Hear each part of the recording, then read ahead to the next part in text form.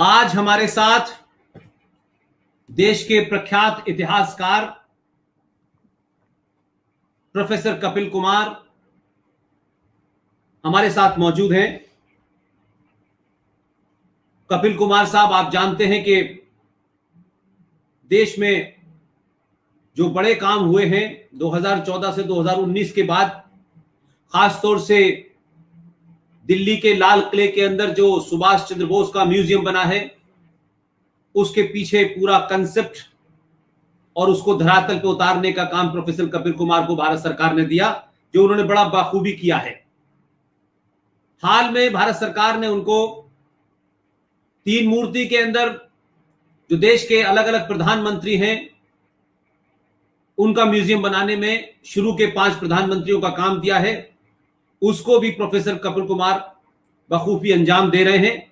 आप इग्नो से रिटायर हुए हैं और इतिहास के साथ साथ वर्तमान राजनीतिक दशा और दिशा के ऊपर अपने बातों को बेबाकी से रखते हैं। मुझे खुशी है कि प्रोफेसर कपिल कुमार के पास इतनी सारी जिम्मेदारी के बावजूद भी उन्होंने मेरी दावत कबूल की।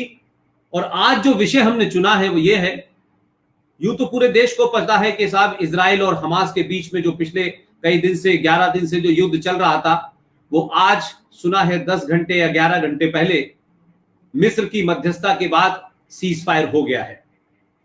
लेकिन इस पूरे कॉन्फ्लिक्ट जो समय समय पे दुनिया देखती रही है, ये कोई नया कॉन्फ्लिक्ट नहीं है कि इजराइल और हमास और ये जो पीएलओ की शक्ल में है वहां गाजा पट्टी का, ये पहली बार हुआ है। और ये होता है, फिर उसके बाद में सीज फायर हो जाता है और फिर कुछ दिन बाद होता है।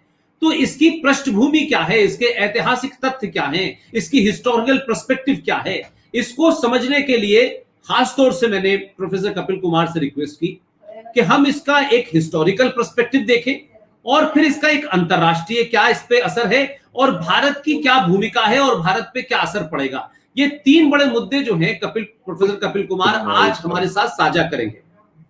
तो मैं प्रोफेसर कपिल कुमार से कहूंगा कि आप अपनी बात रखें और पहले फेज में मैं चाहता हूं कि आप जो हिस्टोरिकल बैकग्राउंड है इस कॉन्फ्लिक्ट की, वो देश के लोग उससे एजुकेट हो, इस तरीके से आप रखें। प्रोफेसर कपिल कुमार, आपके पास प्लेटफॉर्म है, आप शुरू करें।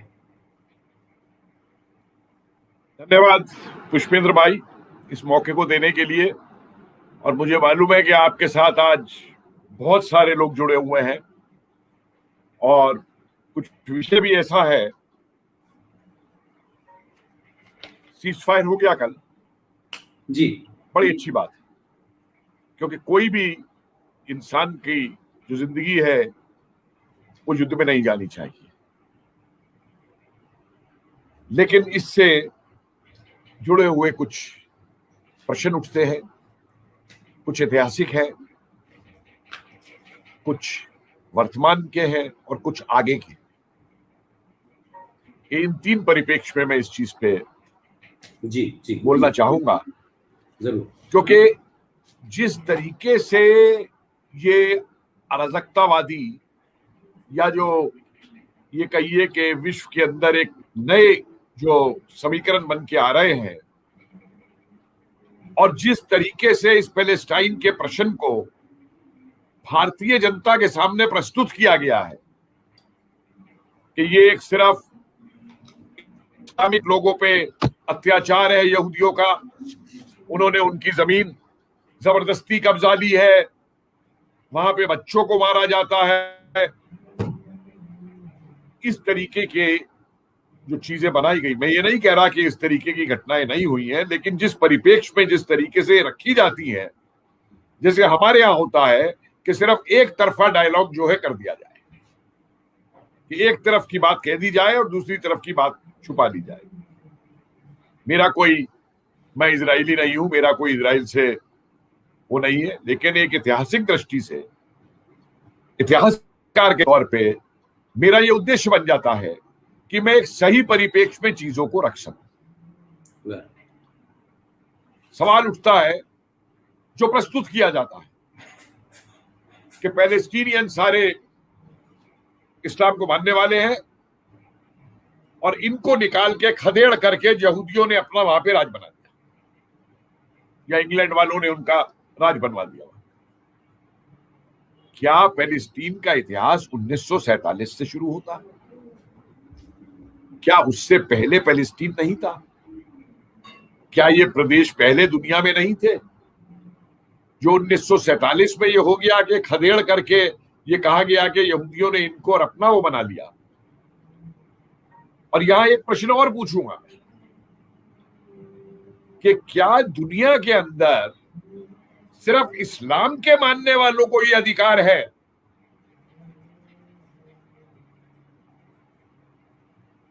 कि वो जिसको चाहे जिस में जाकर के खदेड़ के बाहर निकाल दे, जहां मर्जी जाए वहां जाके तलवारों से लोगों को मार दे, काट दे कि या तो तुम परिवर्तित हो जाओ हमारे धर्म में और नहीं इन इलाकों से बाहर निकल जाओ, या तुम्हें यहां जीने का अधिकार नहीं दिया जाएगा?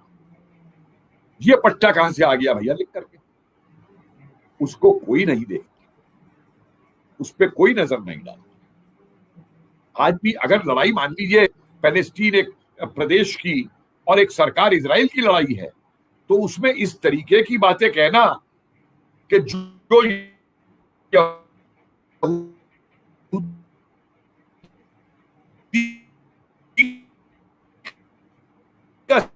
सिर काट के प्रोफेसर साहब आपकी आवाज नहीं आ रही। अगर आप ऐतिहासिक दृष्टि, आपकी आवाज कट रही थी अभी, आ गई? अब आ गई प्लीज। हाँ, वो नहीं, बीच में कुछ हुआ था 1 सेकंड का। तो जी। तो इस परिप्रेक्ष्य में अगर आप देखें तो मैं बहुत पुराने इतिहास में नहीं जाना चाहता हूं, क्योंकि तमाम इतिहास मौजूद है कि जेरूसलम और इसके पास का जो इलाका है, यहां पे सबसे प्राचीन धर्म कौन सा था लोगों का? जो राष्ट्रियनिज्म था। यहूदी थे, तमाम वो रोमन एम्पायर, ग्रीक एम्पायर चलते रहे, उसके बाद में क्रिश्चियनिटी आई, यहां पे इस्लाम कब आया? कभी किसी ने दुनिया में यह सवाल उठाया है कि इस्लाम के आने से पहले जो धर्म थे, जो सभ्यताएं थी, उनको क्या इस दुनिया में कोई अधिकार नहीं? इस्लाम तो बहुत बाद में आया, और जिस प्रदेश में इस्लाम गया वेस्ट एशिया के अंदर, मुझे ये बताइए कि इस्लाम के आने से पहले वहां पे कौन कौन से धर्म थे? बौद्ध धर्म था वहां पे, हिंदू धर्म था वहां पे, याजदी धर्म था वहां पे, जो राष्ट्रीयन थे वहां पे।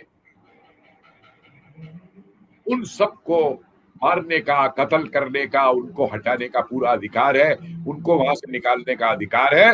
लेकिन जिस घर को आपने कब्जा लिया, मैं किसी के घर में घुस जाऊं, उन घर